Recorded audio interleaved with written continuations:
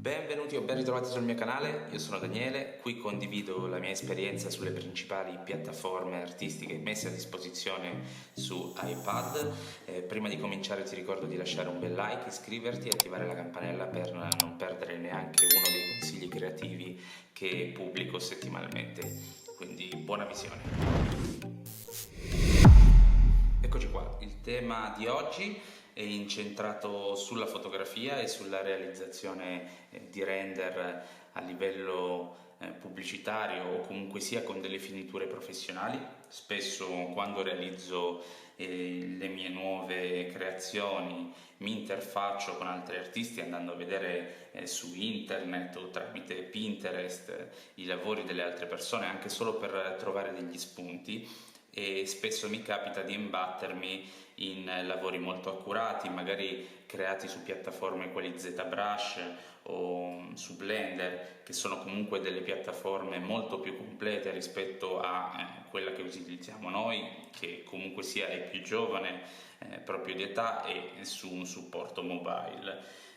Le immagini che trovo spesso sono realizzate con delle finiture molto interessanti sia con l'impostazione luce sia per quanto riguarda il fondale, quindi per ottenere un risultato così mi sono sempre chiesto quali fossero i metodi migliori. Ho sviluppato alcune delle tecniche, secondo me sono le migliori sul nostro programma per ottenere dei risultati soddisfacenti, e questo è molto utile non solo per la resa finale che può avere il nostro oggetto, ma anche per poterlo promuovere, quindi avere un pubblico rispetto alla nostra arte.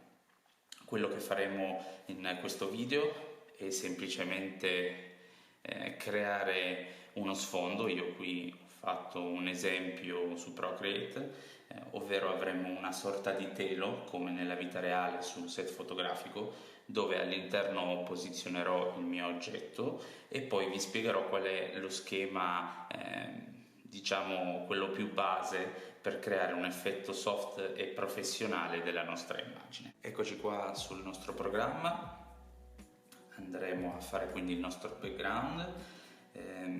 Per realizzarlo e per essere più comodo nel movimento sopra il nostro piano, sono andato a selezionare dal menu in alto con l'immagine di una telecamera la visuale di rotazione con trackball e mi sono spostato dalla visione di prospettiva a quella ortografica.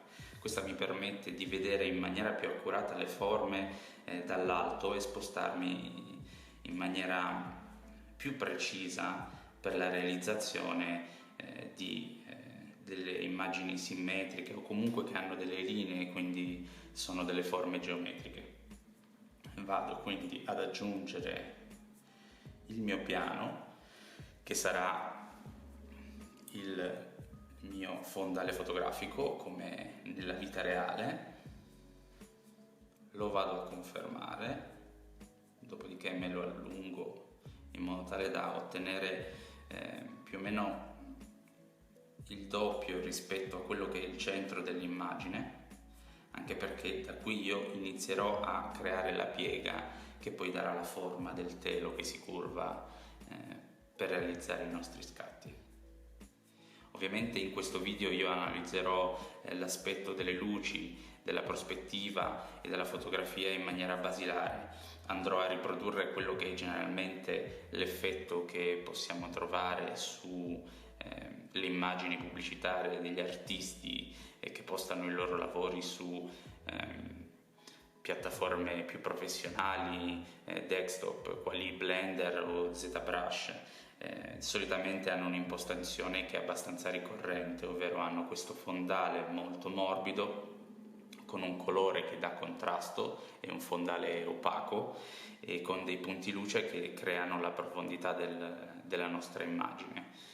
Quindi noi andremo a fare questo schema di luce, così si chiama in gergo tecnico in fotografia, per ottenere quel determinato risultato. Sono semplicemente 3 punti luce In realtà nella fotografia, ma soprattutto nella fotografia da studio, ci sono tante regole, tanti schemi, è un mondo molto ampio e si possono ottenere risultati che trasmettono emozioni differenti, ma se volete un video dedicato a questa cosa in particolare, scrivetemelo nei commenti, magari apriamo una rubrica dedicata proprio alla fotografia da studio.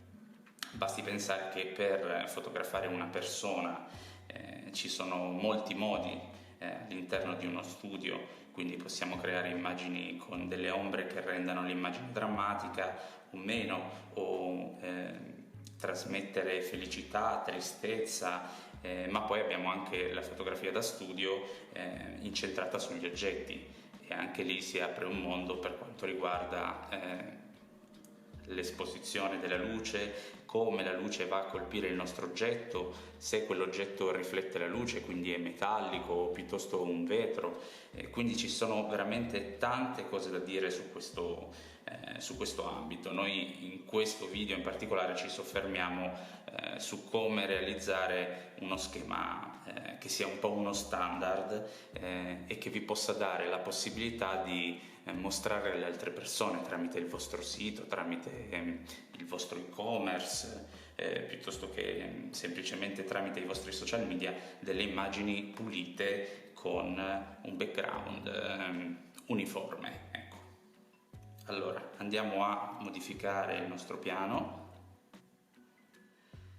Per realizzare il nostro set fotografico non ci basta altro che utilizzare due strumenti, ovvero Ginso per muovere il nostro oggetto e la selezione della maschera. Quindi faccio seleziona maschera e seleziono il rettangolo, dopodiché mi posiziono al centro, questa linea un po' più rossastra che visualizzerete nel momento in cui inserite il vostro oggetto nel progetto, quindi è posizionata in maniera automatica su questa linea che è il centro del nostro spazio. In maniera più o meno accurata ci posizioniamo sulla parte alta del nostro sfondo tramite il dado top, e poi con la selezione rettangolare andiamo a selezionare la nostra porzione. Cosa faccio dopo? Dopo aver selezionato, quindi come vedete si è inscurita la parte selezionata, andrò a spostare l'altra. Quindi seleziono lo strumento Ginsmo, mi posiziono lateralmente e inizio a curvarlo. Quindi effettuo una curvatura tramite questa linea rossa e poi la sollevo. Andremo a fare lo stesso passaggio più e più volte fino ad ottenere un angolo all'incirca di 90 gradi.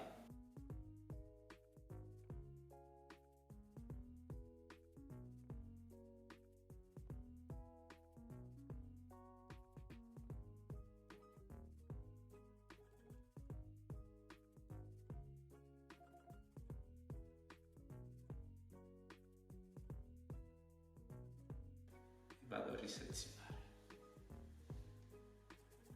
C'è la possibilità che venga fuori questo errore, ovvero che la selezione non sia perfettamente dritta. Questo è dettato dalla risoluzione del nostro piano.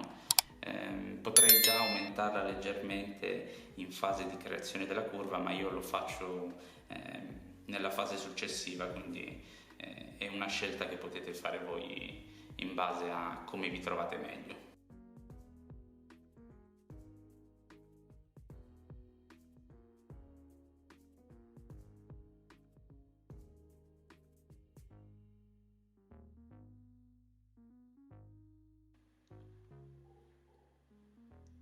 Una volta che abbiamo effettuato un po' di pieghe, in questo caso ho lasciato uno scalino, in realtà non è proprio accurato, però intanto è soltanto un esempio.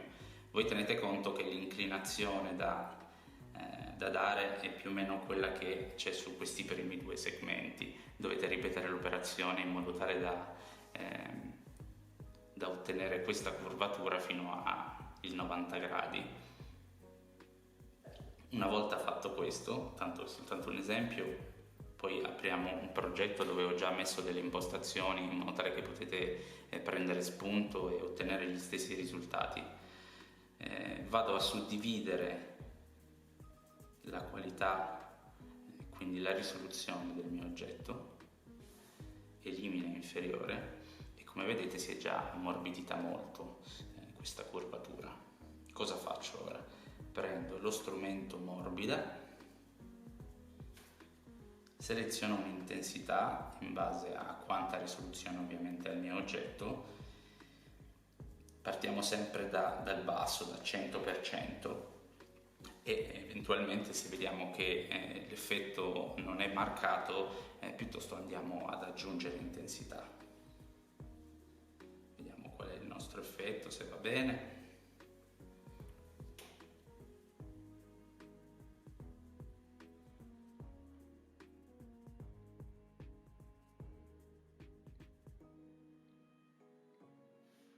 Come potete notare già la curva è molto più omogenea. Non vi preoccupate del fatto che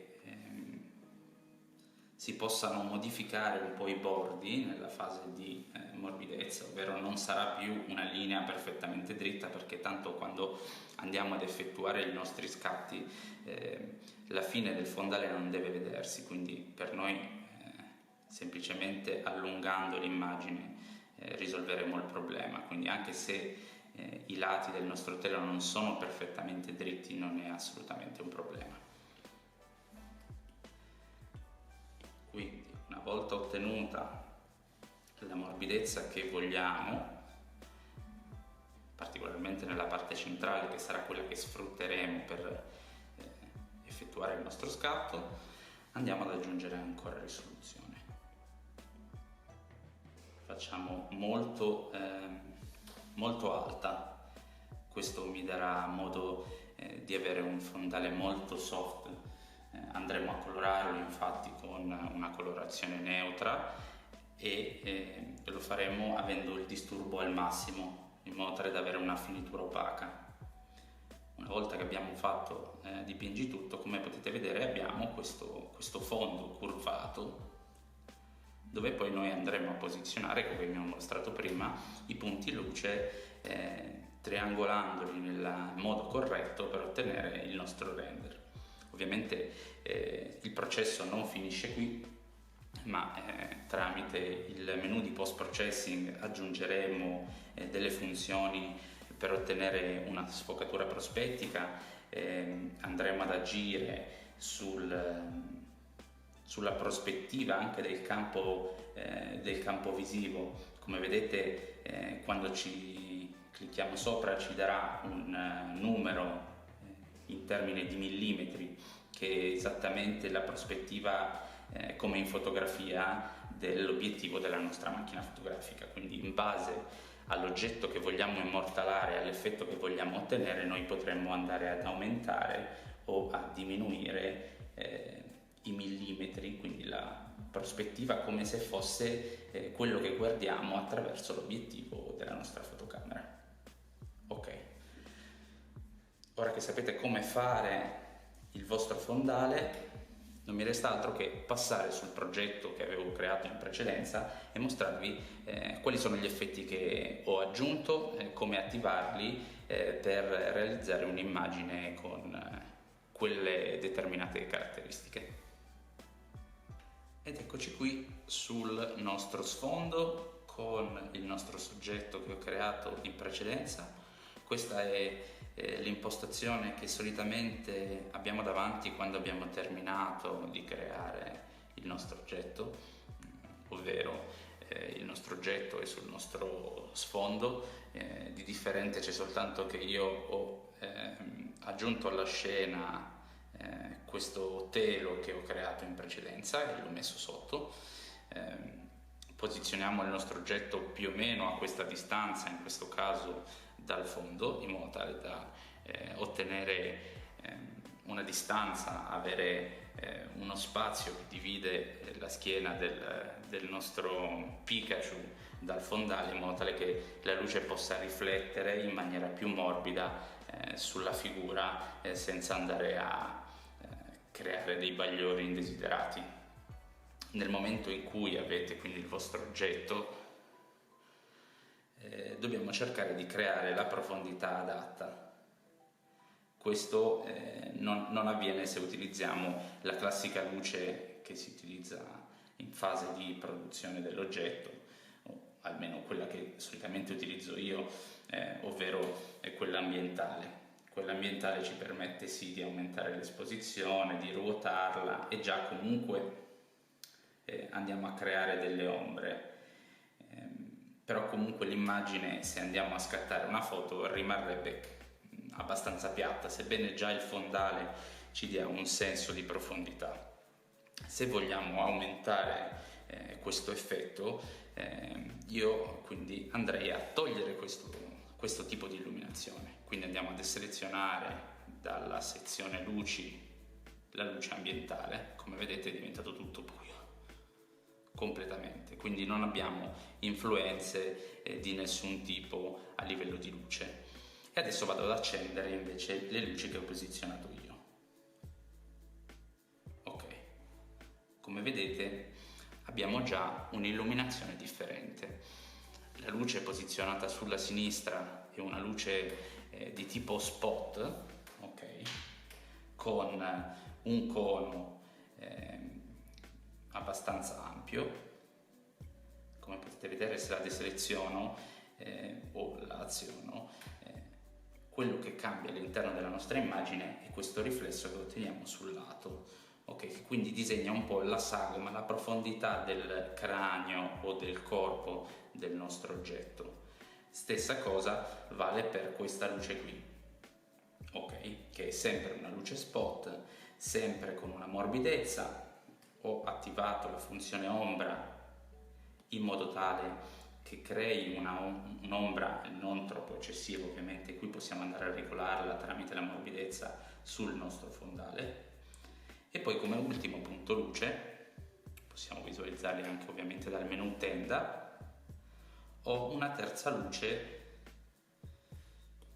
che è quella frontale, che è posizionata leggermente sopra in maniera frontale, come potete notare se le guardiamo così. Quindi abbiamo questa luce spot a sinistra con questo cono che mi va a disegnare il lato sinistro, questo che mi disegna la parte destra, e poi questa luce qui è quella riempitiva, ovvero quella che mi dà l'uniformità della luce su tutto il soggetto e anche sul fondale in cui teoricamente è appoggiato. Questa particolare luce non la utilizzo nella funzione spot, ma nella funzione puntiforme, quindi ha crea abbastanza una luce omogenea. Per quanto riguarda le luci spot, non ho attivato l'ombra in tutte, questo poi è una scelta vostra, ma in base a dove posizioniamo il nostro oggetto, ovviamente le ombre andrebbero a incrociarsi, quindi per una scelta di gusto mio personale preferisco che le ombre siano attive soltanto in una direzione, quindi le ho attive solo sulla luce di destra, ok? Come potete vedere già questo mi dà un senso di profondità e dà un valore aggiunto alla mia creazione. Ora, per accentuare maggiormente l'oggetto, perché il Pikachu è abbastanza piccolo, ho aggiunto anche queste sfere posizionate a distanze differenti in modo tale da dare ancora più l'effetto della profondità. Questo mi aiuterà per farvelo capire meglio. Quindi cosa faccio? Vado ad attivare la funzione post processing. Ok, come potete vedere è tutto sfocato, questo perché ho attivato delle funzioni sul post processing che mi danno una sfocatura, ovvero creano lo sfocato in maniera prospettica.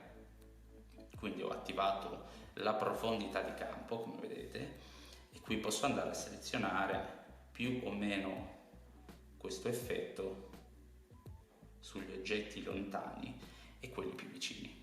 Questo mi permetterà, qualora io mi avvicino all'oggetto selezionato, di avere più o meno questo effetto.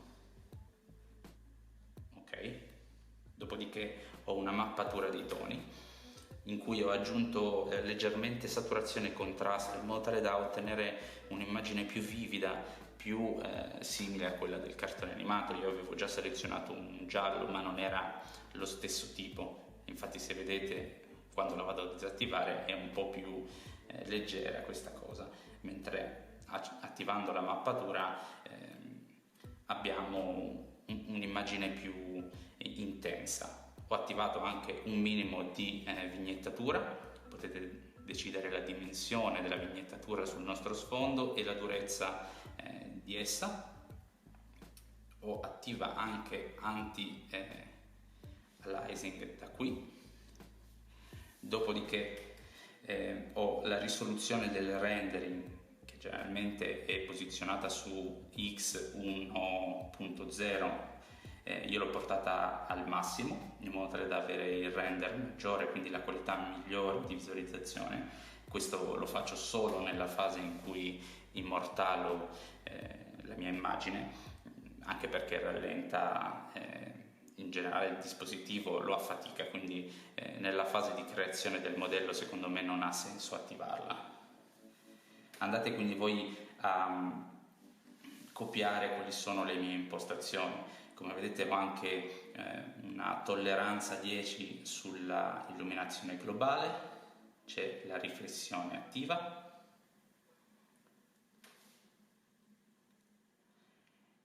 e dopodiché dovete andare sulla funzione prospettiva, quindi dal nostro menu a tendina con l'immagine della videocamera su questo menu. In questo menu qua ho l'aggancio ortografico, ho attiva questa funzione che tocca 2 volte sull'oggetto e come potete vedere c'è il fuoco. Ciò significa che io posso decidere quale oggetto viene messo a fuoco e in sostanza tutte le funzioni di post processing si riflettono sul soggetto in prima persona. Quindi se io vado a selezionarlo, come potete vedere la prospettiva, quindi la profondità di campo cambia e i soggetti che ho selezionato sono quelli messi a fuoco, mentre se io seleziono il mio Pikachu ritorna al fuoco come prima. È proprio l'effetto che si ottiene genericamente con una fotocamera o una videocamera quando andiamo a giocare su alcuni parametri.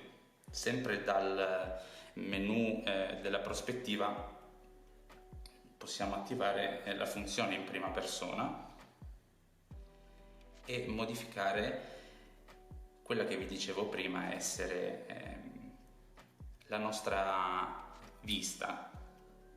O immaginate di vedere il vostro oggetto tramite l'obiettivo di una fotocamera e quindi andando a aumentare o diminuire questo parametro otterremo effetti differenti e sarà proprio come cambiare l'obiettivo alla nostra fotocamera. Dobbiamo tenere conto che se utilizziamo il parametro su 50 mm è più all'incirca lo standard che viene utilizzato in fotografia per fotografare una persona, fare un ritratto, e quindi quando facciamo uno scatto abbastanza ravvicinato dobbiamo mostrare qualcosa, anche magari in questo caso che non è troppo grande, 50 mm è il parametro migliore. Possiamo stare anche più bassi volendo.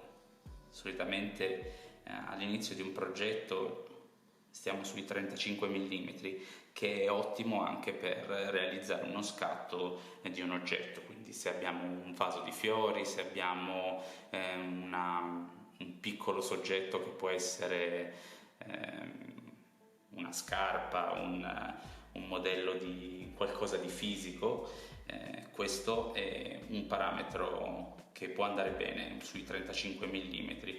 Più andiamo indietro e più la visione sarà ampia, che è un po' l'effetto che hanno adesso i cellulari di nuova generazione, questo effetto un po' fisheye che ci dà la possibilità quindi di avere una prospettiva molto più ampia. Teniamo conto che visualizzare un oggetto a 50 mm equivale al campo visivo che ha l'occhio umano, quindi secondo me è una delle scelte migliori quasi in tutti i casi. Questa è la prospettiva che avremmo se fossimo noi fisicamente di fronte a questo oggetto. Quindi questo è lo stesso feedback che avrebbe il nostro occhio. Come potete vedere, utilizzando questi vari parametri, quindi andando ad agire sul post-processing, sulla profondità di campo e illuminando l'oggetto in questo modo, otterremo quello che è più o meno lo standard di chi pubblicizza i propri modelli sui social o all'interno dei siti dove vengono venduti i modelli per la stampa 3D. Spero che questo video vi sia stato utile, vi ricordo di lasciare un like, commentare, iscrivervi al canale se il genere di contenuti è di vostro gradimento e noi ci vediamo al prossimo tutorial.